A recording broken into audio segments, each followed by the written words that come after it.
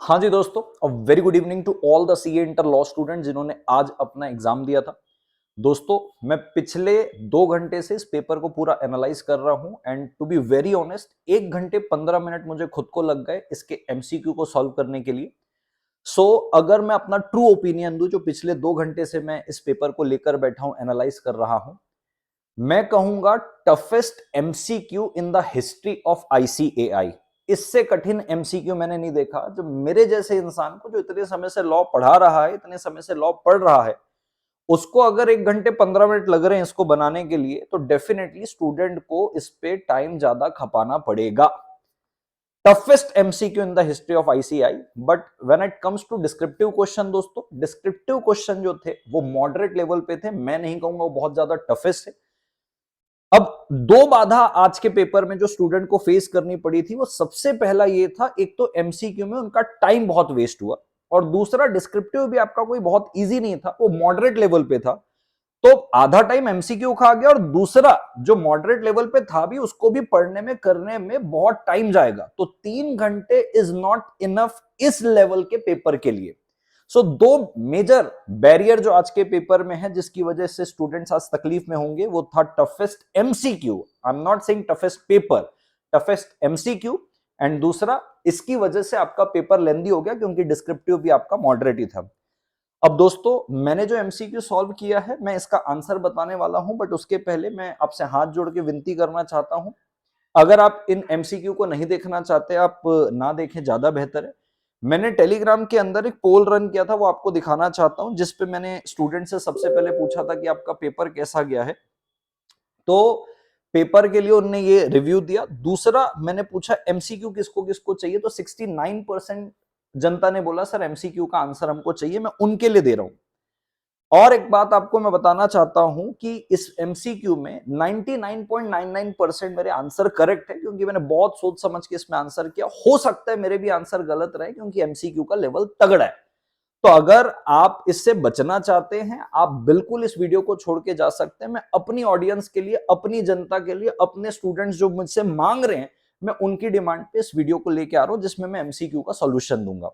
और आपके लिए कंफर्ट जोन वाली बात बताना चाहता हूं दोस्तों, जब भी प्रिपरेशन लीव हमको ज्यादा मिलती है ना, आईसीएआई पेपर का लेवल अच्छा रखता है। एंड इस बात से भी मैं डिनाई नहीं करना चाहता कि जब भी पेपर का लेवल इतना रहता है, आईसीएआई थोड़ी दया भावना से भी पेपर को चेक करता है। दया भावना वाली फैक्टर को कंसीडर करें, तो अगर आपने अपनी जान इस पेपर पे फूकी है, तो गिरी सी गिरी हालत में आप 40 से 50 या 55 की रेंज में इस पे स्कोर करेंगे, कंसीडरिंग द दया भावना ऑफ आईसीएआई।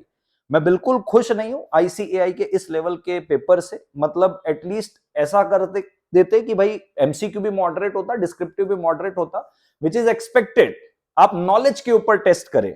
आपने ऐसे ऐसे सवाल पूछे हैं जो वो सोच भी नहीं सकता कि आप यहां से सवाल पूछेंगे। अभी मैं एमसीक्यू दिखाऊंगा तो आप लोग को समझ पाएगा। मेरी रिक्वेस्ट है सारे स्टूडेंट्स से, मैं before moving to answer MCQ, आप चाहें तो इस वीडियो को यहां पे छोड़ सकते हैं। यहां तक तो मेरा ट्रू रिव्यू था जो मैंने आपके सामने पेश किया। अब दोस्तों फटाफट मैं आपको एमसीक्यू की ओर लेकर चलता हूं।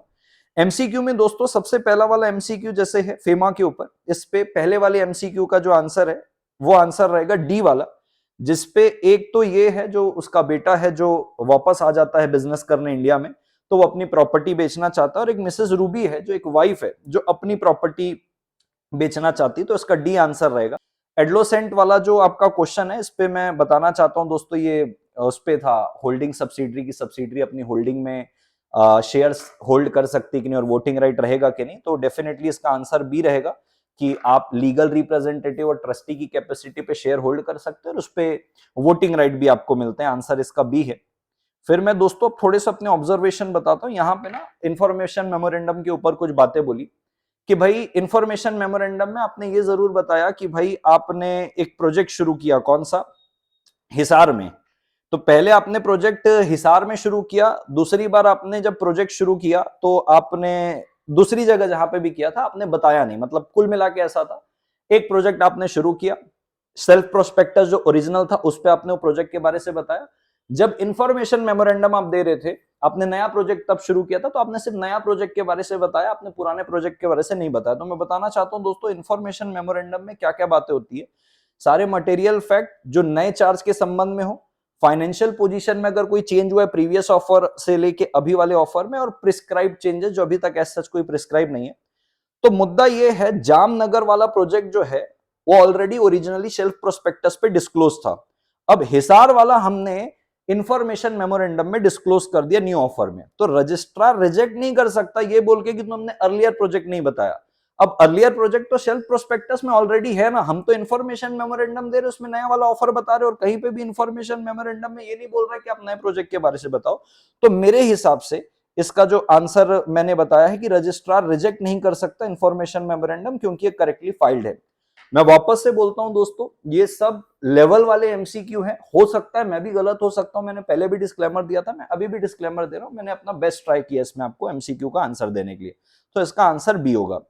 मैं सिक्स्थ में चलता हूं दोस्तों, तो सिक्स्थ वाले में अपने को वेरिएशन के संबंध में बात करता है, तो इसमें होता यह है कि 75% की तो कंसेंट राइटिंग में आ जाती है, बट इक्विटी शेयर होल्डर भी अफेक्ट हो रहे थे वेरिएशन की वजह से, उनकी कंसेंट नहीं ली, तो इसीलिए रजिस्ट्रार जो है shall not order the variation, क्योंकि भले प्रेफरेंस शेयर होल्डर ने कर दिया but dissenting equity share holder के अपने कंसेंट ऑब्टेन नहीं किए। फिर एक ये क्वेश्चन जो है जो टैक्सी वाला था कि भाई वो पुराना मोटर व्हीकल एक्ट था, रिन्यूअल के लिए उसने एप्लीकेशन किया, तो पुराने मोटर व्हीकल एक्ट के हिसाब से एप्लीकेशन किया था, फिर बाद में नया मोटर व्हीकल एक्ट आ गया, तो बोले भैया पुराने मोटर व्हीकल में आपने अप्लाई किया था तो एप्लीकेशन अब हम इंटरटेन नहीं करेंगे। तो सेक्शन 6 जो है वो कहता है भाई साहब ऐसा नहीं होगा, रिजेक्शन आपका जस्टिफाइड नहीं है, जो पिछले राइट हैं, पिछली जो उसके प्रिविलेजेस हैं, नया वाला मोटर व्हीकल एक्ट आके उनको अफेक्ट नहीं करता, जनरल क्लॉजेस एक्ट में अपन ने पढ़ा हुआ है। मैं 8th वाले में चलूं, इमूवेबल प्रॉपर्टी के ऊपर। अब ऐसा सवाल कौन पूछता है यार कि फ्यूचर रेंट पेबल जो है उसको इमूवेबल प्रॉपर्टी मानेंगे कि नहीं, और जो ऑलरेडी अरियर है उसको मानेंगे कि नहीं मानेंगे। अब ये बड़ा स्ट्रिक्ट इंटरप्रिटेशन में क्या कोई यहाँ पे वकालत सिखा रहे हैं क्या आप लोग? आप उसके नॉलेज पे टेस्ट करो। अब लैंड आता है इमूवेबल प्रॉपर्टी पे, इंक्लूसिव डेफिनेशन है, और आता है benefits to arise out of land. So benefits to arise out of land का मतलब क्या है? अभी का जो बेनिफिट है, जो रेंट ऑलरेडी मेरा अभी बचा हुआ है लेने के लिए, वो तो है ही है, और benefits to arise out of land यानी कि भविष्य में जो होगा वो भी होगा। ये मेरा इंटरप्रिटेशन है, अगेन ये मैं मेरे ओपिनियन के हिसाब से बता रहा हूं, मैं गलत हो सकता हूं।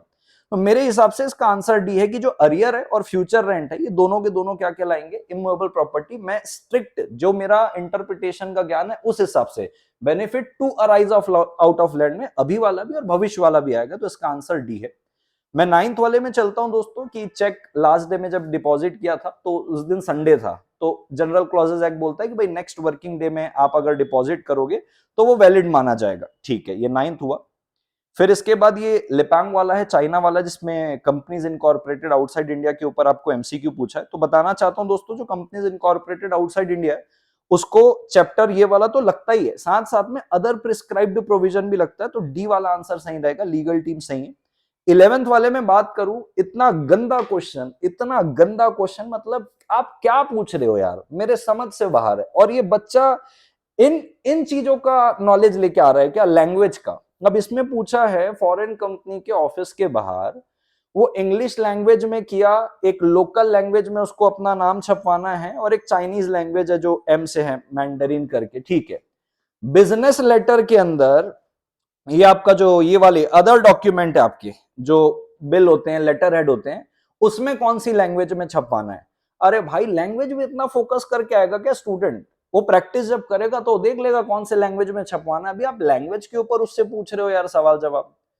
तो इसका आंसर वही है कि ऑफिस के बाहर तो आपको इंग्लिश में एक लोकल लैंग्वेज में करना है, लेकिन बिजनेस लेटर में, बिल्स में, लेटर हेड में आप सिर्फ इंग्लिश लैंग्वेज में रखोगे तो चलेगा। हाँ, ये लिखा है, ये सच्चाई है, उसके ऊपर एमसीक्यू पूछा तो वही लिखा है, देखो ये करेक्ट है कि आउटसाइड द ऑफिस आप दार्जिलिंग के कर रहे हो, लेकिन other document can mention the details in English only. ये सही बात है, प्रोविजन में लिखा है, इसका बी वाला आंसर करेक्ट है। बट मैं बहुत दुखी हूं इस एमसीक्यू से, मतलब जब मैं एमसीक्यू बना रहा था मैंने कहा यार क्या एमसीक्यू पूछे इन्होंने। मैं 12th में चलता हूं दोस्तों। अब इसमें बोलता है कि भाई प्रोस्पेक्टस ला रहे हो आप। अब इतना मतलब ये भी वाहियात क्वेश्चन एकदम, मतलब नहीं मजा आया यार मेरे को। अब इसमें बोलता है कि भाई जब आप प्रोस्पेक्टस लेके आते हो ना तो आपको रजिस्टर कराना पड़ता है आरओसी के पास, क्योंकि फॉरेन कंपनी प्रोस्पेक्टस ला रही है, तो आपको पावर ऑफ अटर्नी देना पड़ता है अगर कोई ऑथराइज पर्सन साइन कर रहा है। मटेरियल कॉन्ट्रैक्ट आपको देने पड़ते हैं, लेकिन वो मटेरियल कॉन्ट्रैक्ट जो other than ordinary course of business है। तो अब इन्होंने जो स्पीड रोबोटिक्स से अपनी प्रोडक्शन कैपेसिटी को बढ़ाने के लिए जो कॉन्ट्रैक्ट किया था, ये इनकी ऑर्डिनरी कोर्स ऑफ बिजनेस में था, तो इनको ये वाला कॉन्ट्रैक्ट देने की जरूरत नहीं, स्किप हो सकता है, क्योंकि ये ऑर्डिनरी कोर्स ऑफ बिजनेस में। आपको other than ordinary course of business वाला देना चाहिए, जो प्रीसीडिंग 2 मंथ वाला रहता है। इसके ऊपर सवाल पूछा है, तो बोला आपको पावर ऑफ अटर्नी वाली कॉपी आपको देनी पड़ेगी, ठीक है, तो ये रिजेक्ट होगा रजिस्ट्रार न्यू दिल्ली के हिसाब से। भाई मतलब सी आंसर है उसका मेरे हिसाब से। अब ये वाला क्वेश्चन डिपॉजिट का, इतने प्यारे प्यारे क्वेश्चन बन सकते हैं डिपॉजिट में, आपको क्वेश्चन यही मिला। अब इसमें दो प्रकार के डिपॉजिट के ऊपर सवाल पूछा है कि भाई कंपनी ने दो एडवांस दिए, एक करोड़ 20 लाख और 1 करोड़ 25 लाख। पहला वाला जो आपने दिया वो 2 साल के लिए दिया, और दूसरा वाला जो आपने दिया है वो 6 साल के दिया, और कॉमन प्रैक्टिस में 7 साल होता है।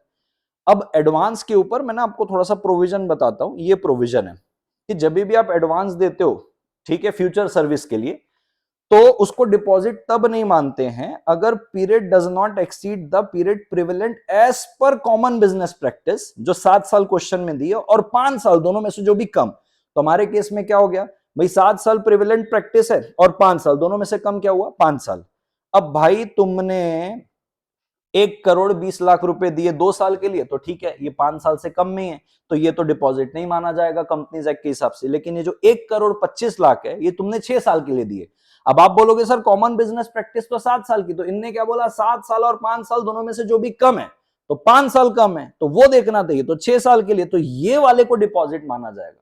वाह जी वाह, क्या तुम क्वेश्चन पूछे हो जी। ठीक है, तो इसका आंसर ये है, the advance of 1 crore 25 lakh can only be treated as deposit with in the meaning of companies act 2013। Companies act के हिसाब से हमने पूछा था। अब ये वाला क्वेश्चन, मैं ये वाले क्वेश्चन को थोड़ा बोल सकता हूं कि चलो थोड़ा अपने थोड़ा सा चलो बारीकी देखने के लिए, क्योंकि पेनाल्टी तो इंसान एनुअल जनरल मीटिंग की पढ़ता ही है, सेक्शन नंबर 99 में, कि 1 लाख रुपए लगेगा और 5,000 रुपए हर दिन का। हम भी पढ़ाते बड़े मजे से कैलकुलेट करवा के। तो अब उसमें ये था कि भाई 31 जुलाई लास्ट डेट थी मीटिंग के लिए क्वेश्चन के हिसाब से। उसके बाद आपने इस मीटिंग को फाइनली किया 5 को। तो मेरे हिसाब से जो इनने इंटरप्रिटेशन और एमसीक्यू में आंसर दिया वो इस हिसाब से कि 1 लाख रुपए का तो आपको क्या लग गया भाई, एक बार का जुर्माना लग गया। तो इन्होंने 31 को छोड़ दिया, उस पर 1 लाख लगा लिया। मैक्सिमम होता है हालांकि 1 लाख, बट उन्होंने 1 लाख कंसिडर किया एमसीक्यू के हिसाब से। फिर 1 2 3 4, ये 4 दिन का 5,000, तो ऐसे करके 1 लाख एक बार का, और 5-5 हजार करके इनको 1,20,000 रुपए की क्या बैठेगी, पेनल्टी बैठेगी। तो company and every officer in default shall be liable to a penalty of 1,20,000, क्योंकि 1 लाख तो एक बार का है, क्योंकि आपने डिफॉल्ट किया 96 का, फिर 5-5 हजार हर दिन का रहता है, ठीक है। उसके बाद लास्ट में आता है दोस्तों ये क्वेश्चन नंबर 15, जिसपे जो आपका सीज्ड पार्टनर है वो खुद भी आरओसी को बता सकता है कि भाई मैं अब पार्टनरशिप से सीज हो चुका हूं। फिर आरओसी जो है एलएलपी से कंफर्म करता है। तो Pradeep should himself file form 4 to registrar who would then show cause notice to the LLP.